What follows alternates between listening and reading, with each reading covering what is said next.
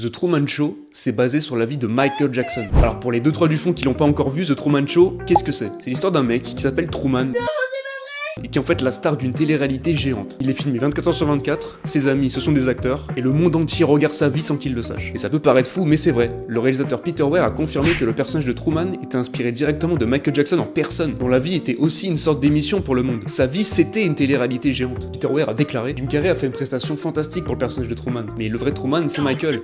C'est sur lui que je l'ai basé. Faut savoir que Michael Jackson, il a pas eu d'enfance. Depuis l'âge de 5 ans avec les Jackson 5, il a été élevé pour plaire à une audience et augmenter l'audimat. Comme Truman, il est devenu une star mondiale. Sauf que cette vie, il l'a pas choisie. On la lui a imposée. Chaque moment de sa vie était filmé et il n'y avait quasiment plus frontière entre le réel et le spectacle. Sa vie appartenait aux autres. Il était observé, analysé et commenté en permanence. Et ça quasiment depuis sa naissance. Je pense que la vraie différence entre Truman et Michael, c'est que Truman à la fin, il a réussi à sortir de l'émission. Alors que Michael, il a été obligé d'y vivre jusqu'à la fin de sa vie. Je sais pas si vous vous rendez compte à quel point le parallèle il est évident quand on y pense. Jim Carrey avait dit lui-même en interview que The Truman Show, c'est la célébrité poussée à l'extrême. Et Michael Jackson, c'était le symbole de ça. C'était et ça restera la plus grande légende de tous les temps. Et être une légende, c'est renoncer à avoir une vie normale. The Truman Show, c'est pas juste une critique de la télé, c'est un avertissement. Et Michael Jackson, c'est peut-être la preuve qu'on l'a ignoré cet avertissement. Tiens, en commentaire, dites-moi votre son préféré de MJ et abonnez-vous pour plus d'anecdotes dans ce genre.